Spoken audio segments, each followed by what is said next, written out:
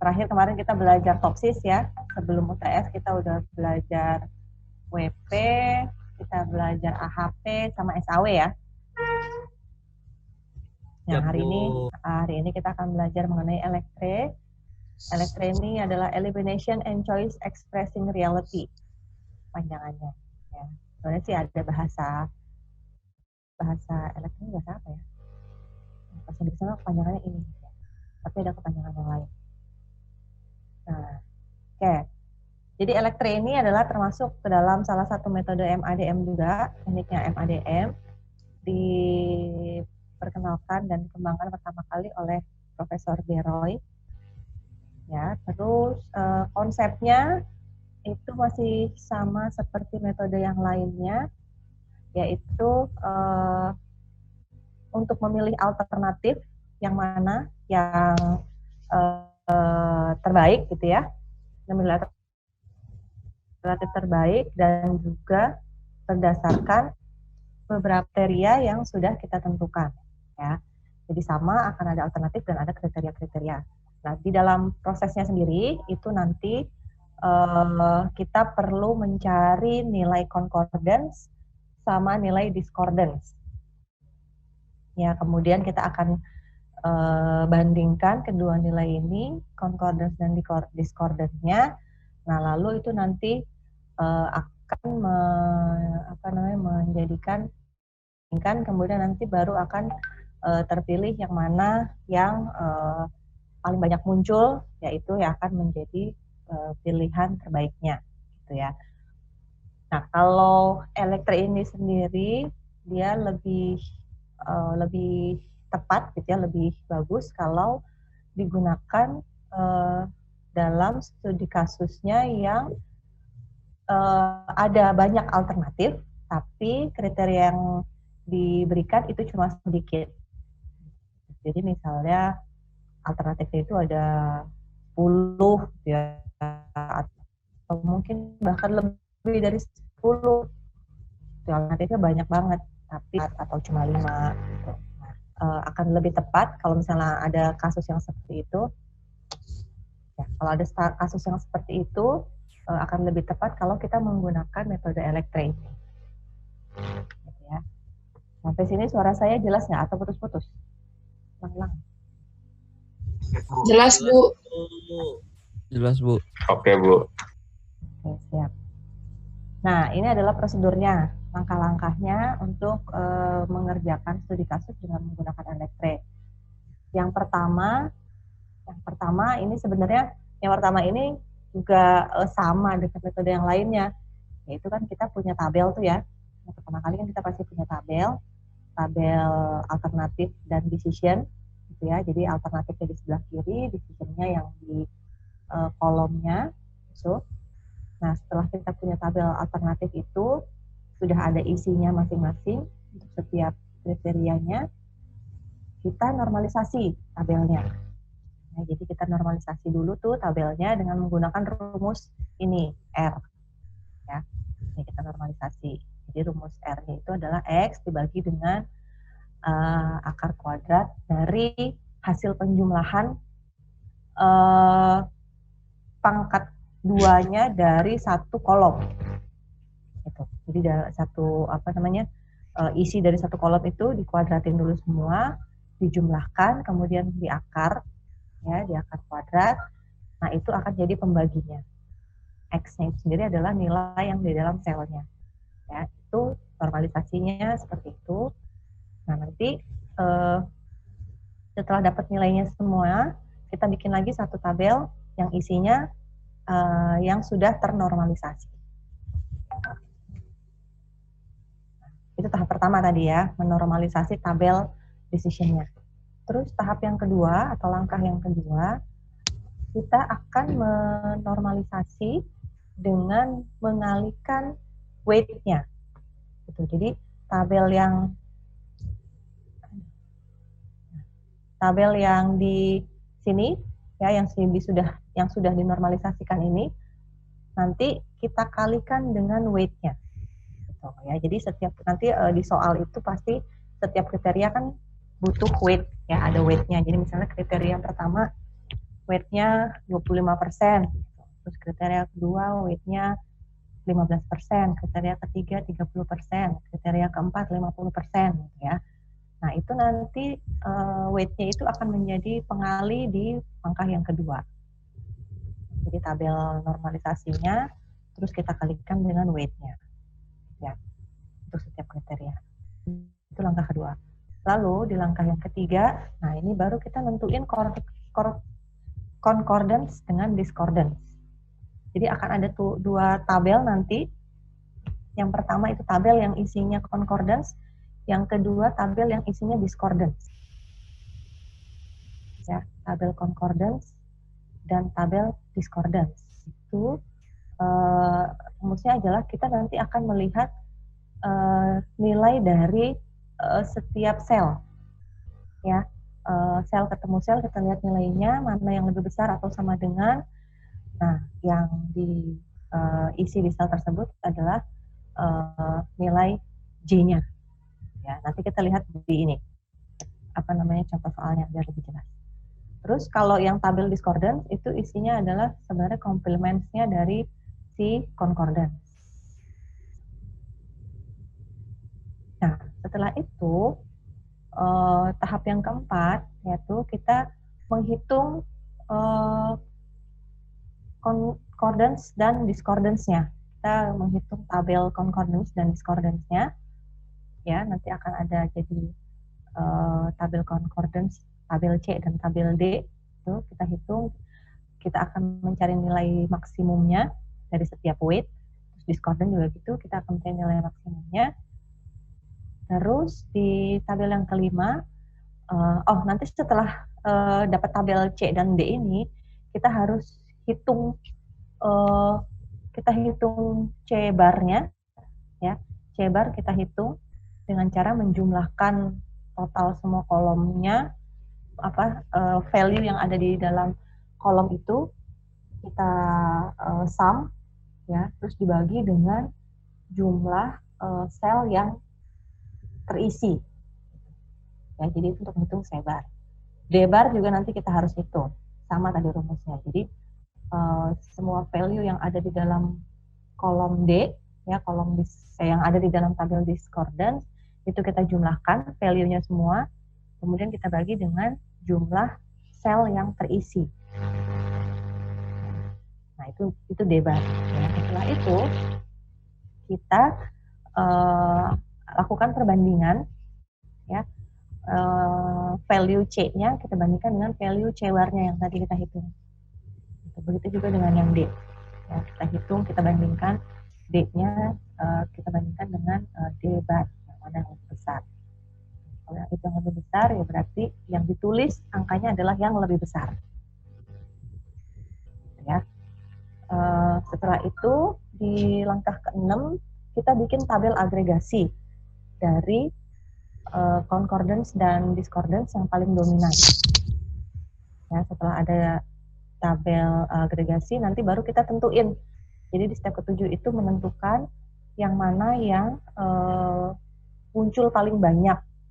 Yang mana yang muncul paling banyak, itu yang akan menjadi alternatif terbaiknya. Berarti pilihannya jatuh ke dia. Ya, dilihat dari yang muncul paling banyak. Itu ya. Nah, ini buka belum di layar kalian? Udah, Bu. Ya, udah muncul ya. Oke, ini Excel-nya. Ya. Jadi ini contoh soal ini adalah kita mau mencari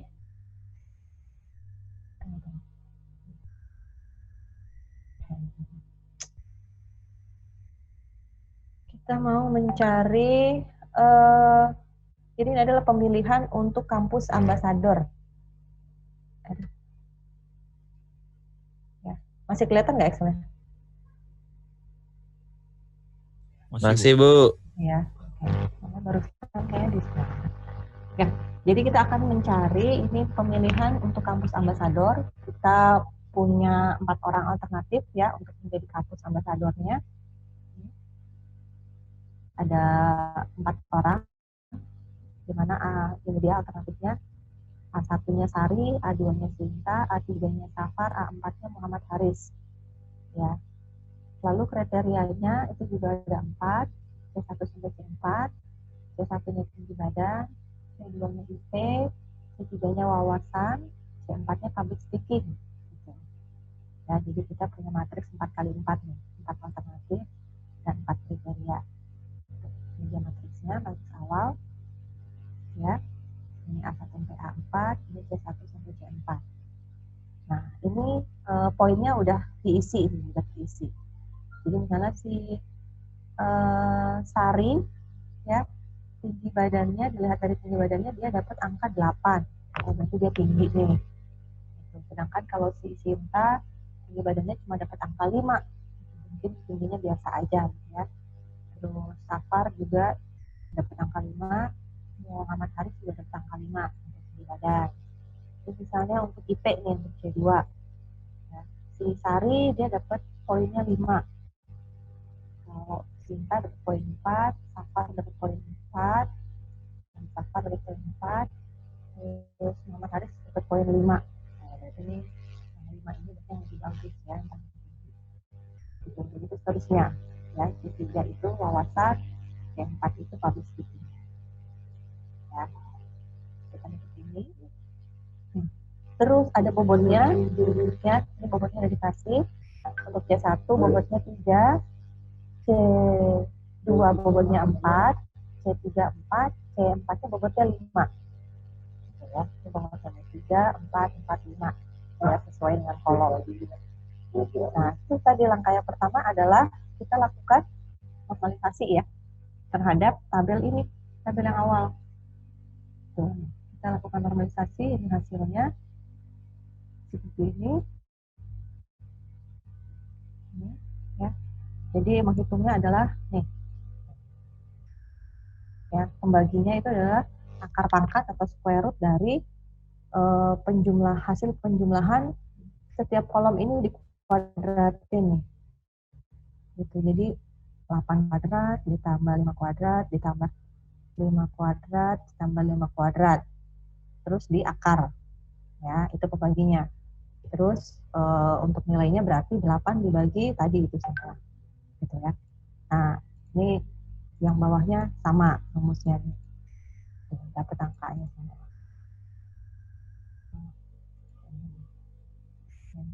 Terus yang ini juga berarti ya dari kolom yang D nih, dari kolom D. Ini D4 dibagi dengan akar pangkat penjumlahan kuadrat dari setiap angka ini. 5 kuadrat, 4 kuadrat, 4 kuadrat, 5 kuadrat. Ya, ini semua sama rumusnya. Ya. Nah, dapatlah ini tabel normalisasi. Dapat nih tabel normalisasi. Terus langkah yang kedua tadi kita bikin tabel normalisasi dikali bobot. Tabel normalisasi dikali bobot. Jadi yang ini dikalikan dengan ini bobot. Jadi satu kolom ini dikalikan dengan 3 kali 3. Nih. Nah, C12 kali 3, terus yang ini C14 kali 3, ini C15 kali 3. Kalau yang ini semua dikalikan 4. Karena kan C2 ini ya, C2 bobotnya 4 ya. Dikali 4. Ini juga dikali 4, yang ini dikali 5. Oke. Gitu ya, sampai sini paham? Paham, Bu. Ya, sip. Nah, lalu ini langkah yang ketiga adalah kita bikin tabel untuk concordance dan discordance. Ini tabelnya nanti jadinya seperti ini. Ini tabel concordance, ini tabel discordance. Ya. Nah, angka ini dari mana? Nah, ini kita lihat dari sini. Jadi misalnya untuk menentukan angka yang ini, oh ini, kalau yang diagonal ya itu kosong angkanya, karena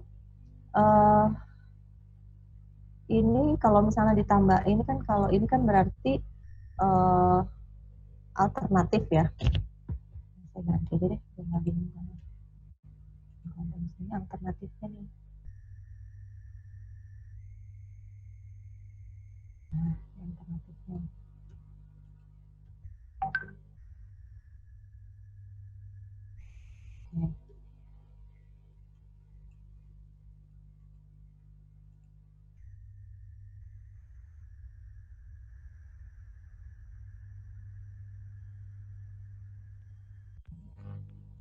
Nah ini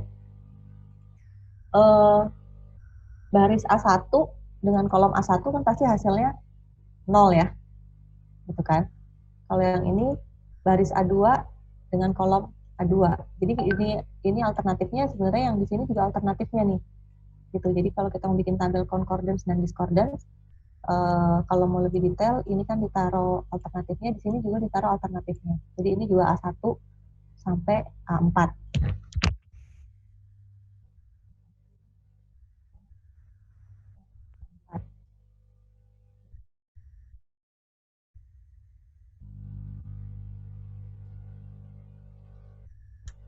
Gitu ya. Nah, jadi makanya yang di setiap pertemuan antara A1 dengan A1 kosong, gitu kan. Kan nggak bisa dibandingin. A2 sama A2 juga kosong, A3 sama A3 kosong, ini A4 sama A4 kosong, ya. Jadi ini setiap diagonal pasti nilainya nggak ada, kosong. Oke. Nah, sedangkan kalau angka yang ini dapatnya dari sini nih. Ini baris pertama kolom kedua C12. C12. Kita lihat yang mana yang lebih tinggi. 1, 2, 3, 4.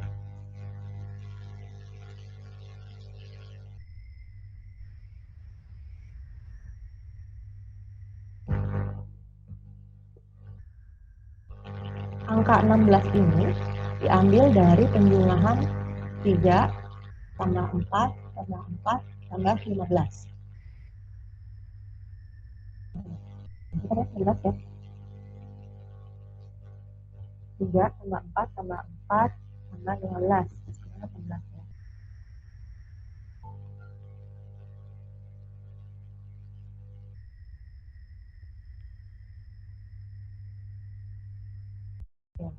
Ya. Terus C13 ya, itu juga hasilnya 16. Terus C14 itu hasilnya 11. Ya, karena kolom 1, 2, 3. Kolom 4-nya nggak dilihat.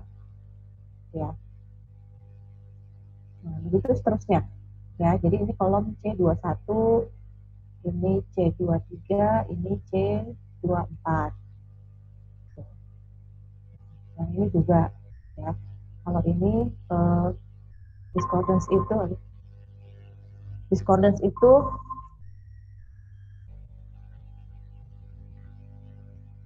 itu kebalikannya. Ya, kebalikannya dari yang sini.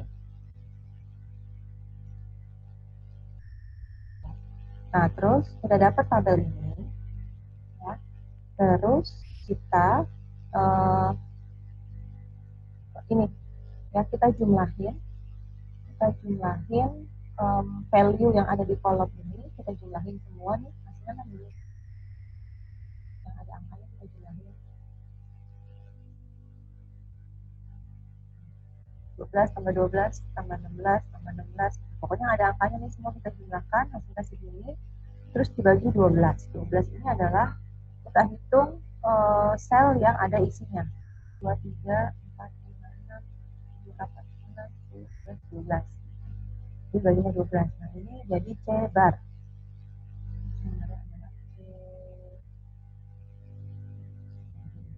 Ini adalah C bar sebenarnya ya. Tuh, itu juga yang discordance.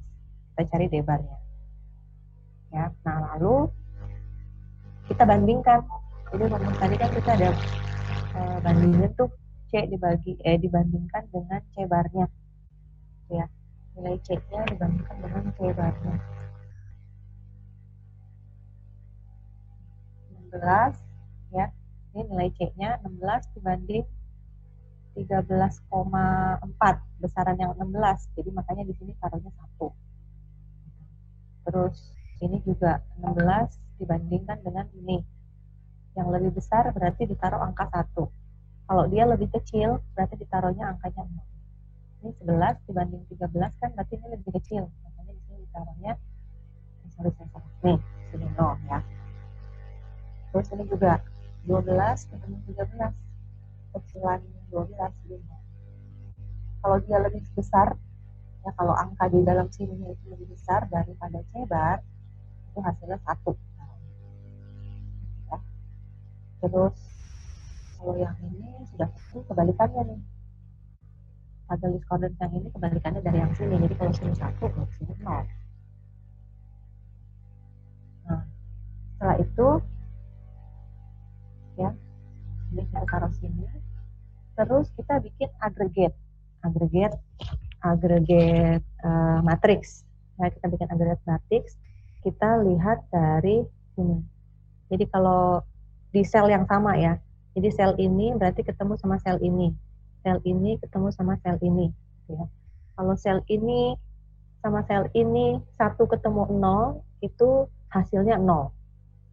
Gitu. Tapi kalau misalnya 1 ketemu sama 1, itu hasilnya 1. Di sini nggak ada yang 1 ketemu sama 1 ya.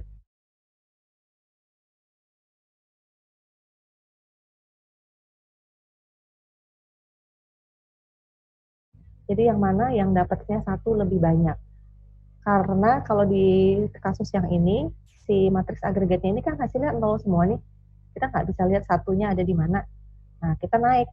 Kita lihatnya dari tabel yang sebelum diagregat. Yang mana yang lebih banyak satunya. Ini kan baris ke-1 kan berarti punyanya A1. Ini baris kedua punya A2, baris ketiga punya A3, baris keempat punyanya A4. Kita hitung yang mana yang satunya lebih banyak, itulah yang akan jadi best alternatif. Di sini dibilang satunya itu lebih banyak di yang A4, yaitu si Muhammad Haris. Dengan angka satunya itu 3. Gitu. Ya, yang satunya 3 kan. Jadi yang menang kesimpulannya adalah best alternatifnya yang layak terpilih menjadi duta kampus itu adalah yang namanya Muhammad Haris, yaitu yang ada di kolom yang ada sebagai alternatif A4. Nah, gitu. Ya. Jadi ini contoh kasusnya seperti ini. Memang prosedurnya agak lebih panjang dibanding metode-metode yang lain. Tapi diingat aja kalau misalnya kalian memang punya kasus yang alternatifnya itu banyak banget, dan tapi itunya sedikit, kriterianya cuma sedikit gitu ya, maksudnya nggak sebanding sama sama alternatifnya gitu, jumlahnya nggak sebanding. Nah, mungkin akan lebih baik kalau kalian menggunakan metode M3. Oke. Nah, sekarang saya minta kalian untuk